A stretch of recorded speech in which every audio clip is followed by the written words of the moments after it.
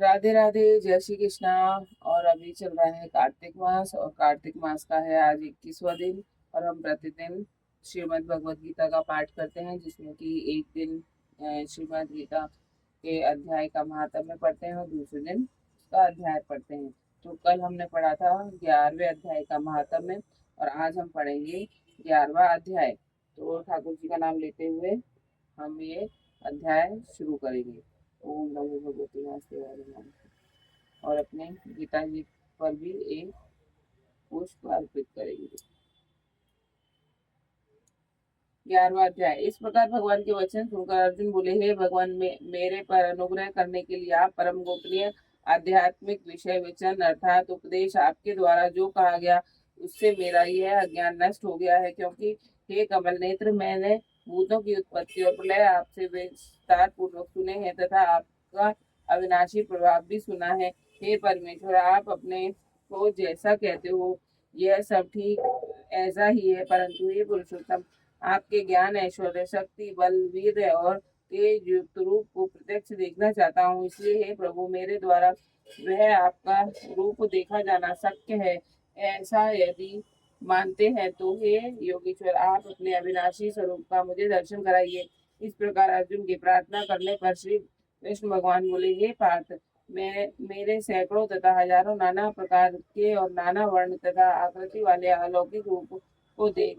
हे भरतवंशी अर्जुन, मेरे में आदित्यों का अर्थात अदिति के 12 पुत्रों को और 8 वसुओं को, 11 रुद्रों को तथा दोनों अश्विनी कुमारों को और 49 मरुधरों को देख, तथा और भी बहुत से पहले ना देखे हुए आश्चर्यमय रूपों को देख।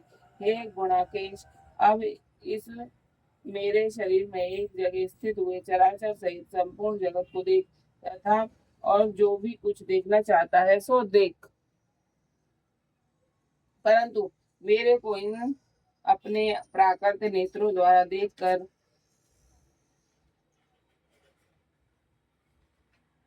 निसंदेह समर्थ नहीं है। इसमें से मैं तेरे लिए दिव्य अर्थात अलौकिक चक्षु देता हूँ। इससे तू मेरे प्रभाव और योग शक्तियों को देख। संजय बोले, हे राजन, महायोगेश्वर और सब पापों के नाश करने वाले भगवान ने इस प्रकार कहकर उसके उपरांत अर्जुन के लिए परम ऐश्वर्य युक्त दिव्य स्वरूप दिखाया। उस अनेक मुख और नेत्रों से युक्त तथा अनेक अद्भुत दर्शनों वाले एवं बहुत से दिव्य भूषणों से युक्त और बहुत से दिव्य शास्त्रों को हाथों में उठाए हुए तथा दिव्य माला और वस्त्रों को धारण किए हुए और दिव्य गंध का अनुलेपन किए हुए एवं सब प्रकार के आश्चर्य से युक्त सीमा रहित विराट रूप स्वरूप परम देव परमेश्वर को अर्जुन ने देखा। है राजन, आकाश में हजारों सूर्य को एक साथ उदय होने से उत्पन्न हुआ जो प्रकाश होता है, वह भी उस विश्व रूप परमात्मा के प्रकाश के सदस्य कदाचित ही हुए।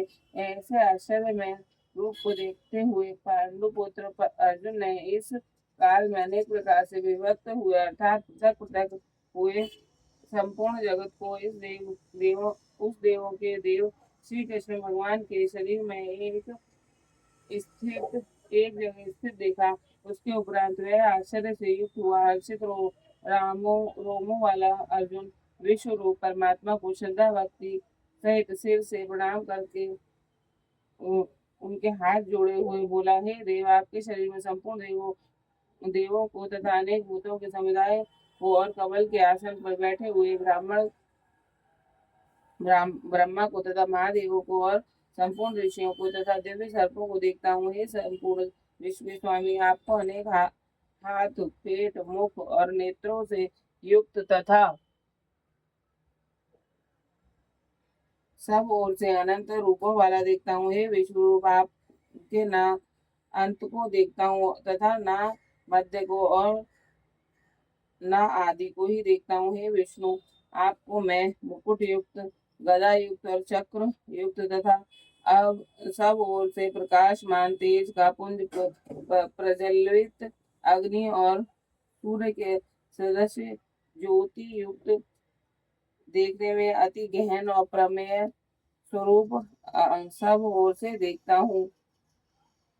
इसलिए हे भगवान, आप ही जानने योग्य है, परम अक्षर है अर्थात परम ब्रह्म परमात्मा है, और आप ही इस जगत के परम आश्रय हैं तथा आप ही अनादि धर्म के रक्षक हैं, और आप ही अविनाशी सनातन पुरुष हैं, ऐसा मेरा मत है। हे परमेश्वर, मैं आपको आदि अंत और मध्य से रहित तथा अनंत सामर्थ्य से युक्त और अनंत हाथों वाला तथा चंद्र सूर्य रूप नेत्रों वाला और प्रज्वलित अग्नि रूप मुख वाला तथा अपने तेज से इस जगत को पायमान करता हुआ देखता हूँ। हे महात्मन, यह स्वर्ग और पृथ्वी के बीच का संपूर्ण आकाश तथा सब दिशाएं एक आपसे ही सब परिपूर्ण है, तथा आपके इस अलौकिक और भयंकर रूप को देखकर तीनों लोग अति व्यथा को प्राप्त हो रहे हैं।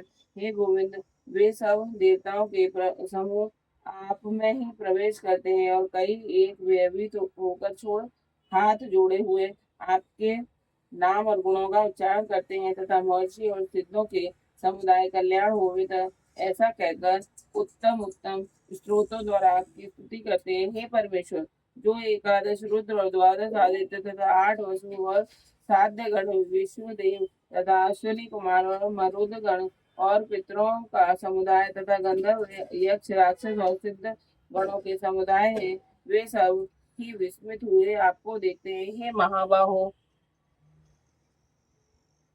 आपके बहुत मुख और नेत्रों वाले तथा बहुत बहुत हाथ और जंघा और पैरों और बहुत उदरों वाले तथा बहुत सी विकराल डाढ़ों वाले महान रूप को देखकर सब लोग व्याकुल हो रहे हैं, तथा मैं भी व्याकुल हो रहा हूँ, क्योंकि हे विष्णु, आकाश के साथ स्पर्श किए हुए दैदिप्यमान अनेक रूपों से युक्त तथा फैलाए हुए मुख और प्रकाशमान विशाल नेत्रों से युक्त आपको देखकर भयभीत अंतःकरण वाला मैं धीरज और शांति को नहीं प्राप्त होता हूँ। हे भगवान, आपके विकराल दाढ़ों वाले और प्रलय काल की अग्नि के समान प्रज्वलित मुखों को देखकर दिशाओं को नहीं जानता और सुखों को भी नहीं प्राप्त होता। इसलिए हे देवेश, हे जगन निवास, आप प्रसन्न हो। मैं देखता हूँ कि वे सब ही धृतराष्ट्र के पुत्र राजाओं के समुदाय सहित आप में प्रवेश करते हैं, और भीष्म पितामह राजाओं भीष्म पितामह द्रोणाचार्य तथा कर्ण और हमारे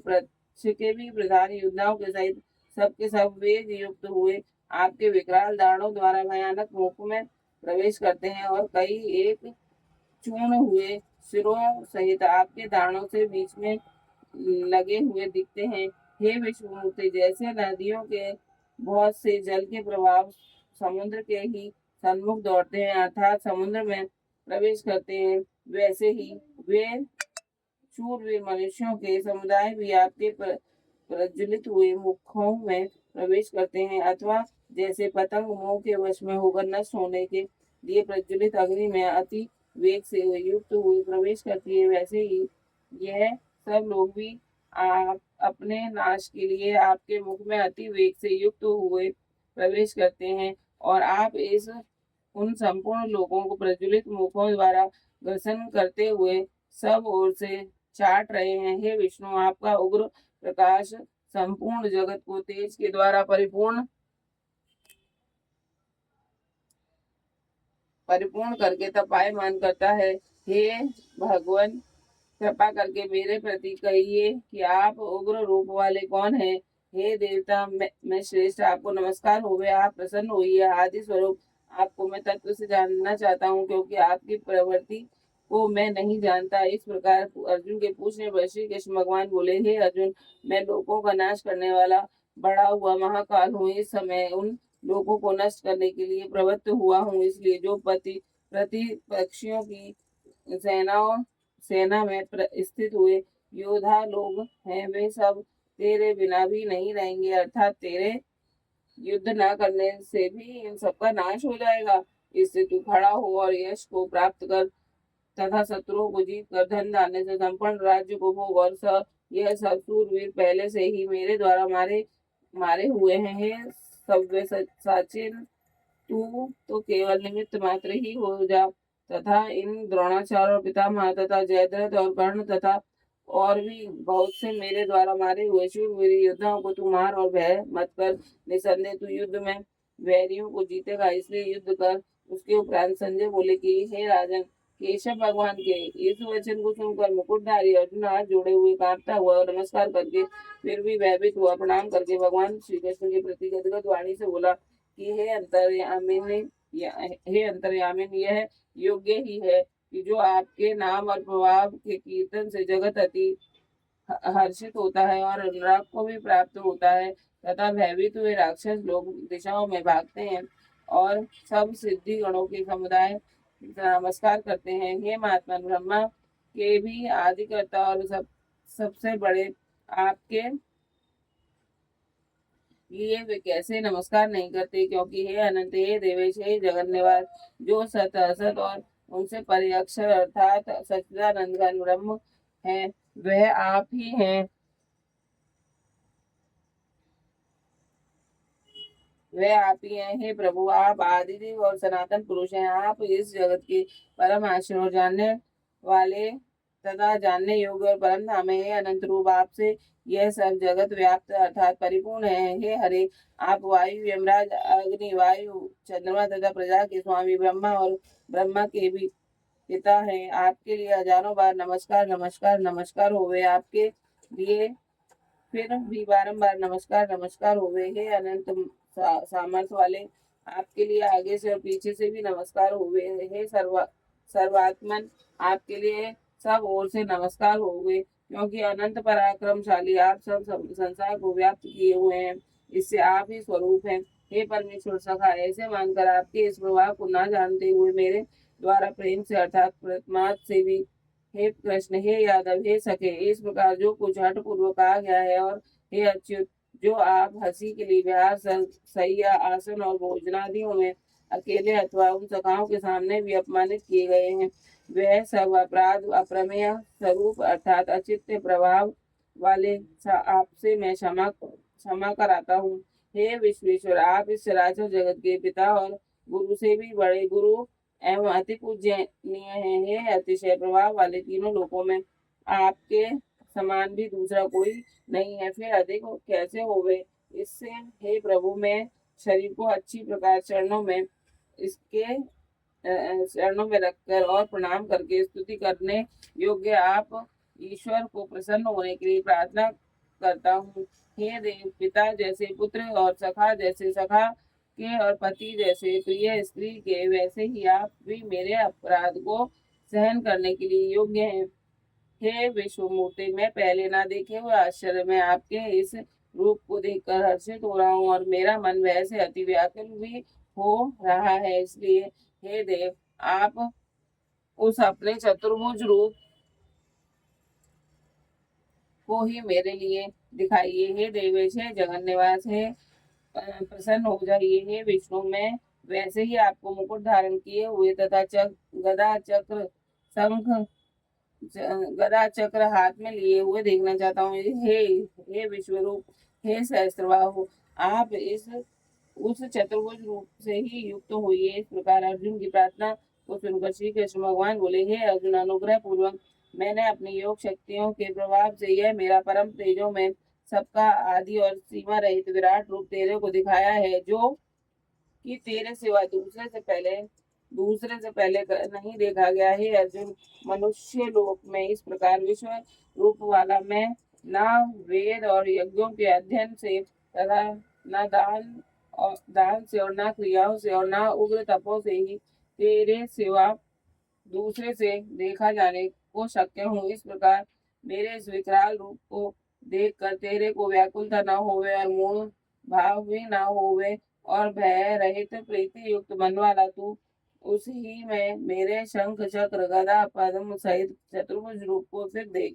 उसके उपरांत संजय बोले, हे राजन वासुदेव, भगवान ने अर्जुन के प्रति इस प्रकार कहकर फिर वैसे ही अपने चतुर्भुज रूप दिखाया और फिर महात्मा कृष्ण के सौम्य मूर्ति होकर इस भयभीत हुए अर्जुन को धीरज दिया। उसके उपरांत अर्जुन बोले, हे जनार्दन, आपके लिए इस अति शांत मनुष्य को देखकर अब मैं शांत चित्त हुआ अपने स्वभाव को प्राप्त हो गया हूँ। इस प्रकार अर्जुन के वचन सुनकर श्री कृष्ण भगवान बोले, हे अर्जुन, मेरा यह चतुर्भुज रूप देखने को अति दुर्लभ है कि जिसको तुमने देखा है, क्योंकि देवता भी सदा इस रूप के दर्शन करने के लिए इच्छा है वाले हैं। हे अर्जुन, न वेदों से, न तप से, न दान से और न यज्ञ से इस प्रकार चतुर्भुज रूप वाला मैं देखा जाने को शक्य हूँ कि जैसे मेरे को तुमने देखा है। परंतु हे श्रेष्ठ तप वाले अर्जुन, अनन्य भक्ति करके तो इस प्रकार चतुर्भुज रूप वाला मैं प्रत्यक्ष देखने के लिए और तत्व से जानने के लिए तथा प्रवेश करने के लिए अर्थात एक ही भाव से प्राप्त होने के लिए भी शक्य हूँ। हे अर्जुन, जो पुरुष केवल मेरे मेरे ही लिए सब कुछ मेरा समझता है, यज्ञ दान और तप आदि संपूर्ण कर्तव्य कर्मों को करने वाला और मेरे परायण है, अर्थात मेरे को परम आश्रय और परम गति मानकर मेरी प्राप्ति के लिए तत्पर है तथा मेरा भक्त है, अर्थात मेरा नाम गुण प्रभाव और रहस्य के श्रवण कीर्तन मनन ध्यान और पठन पाठन का प्रेम सहित निष्काम भाव से निरंतर अभ्यास करने वाला है और आसक्ति रहित है, अर्थात स्त्री पुत्र और धनादि संपूर्ण सांसारिक पदार्थों में स्नेह रहित है और संपूर्ण भूत प्राणियों में बैर भाव से रहित है। ऐसा वह अनन्य भक्ति वाला पुरुष मेरे को ही प्राप्त होता है। इति श्रीमद् भगवद गीता रूपी उपनिषद एवं ब्रह्म विद्या तथा योग शास्त्र विषयक श्री कृष्ण और अर्जुन के संवाद में विश्व रूप दर्शन योग नामक 11वां अध्याय संपूर्ण। ओम नमो भगवते वासुदेवाय नमः।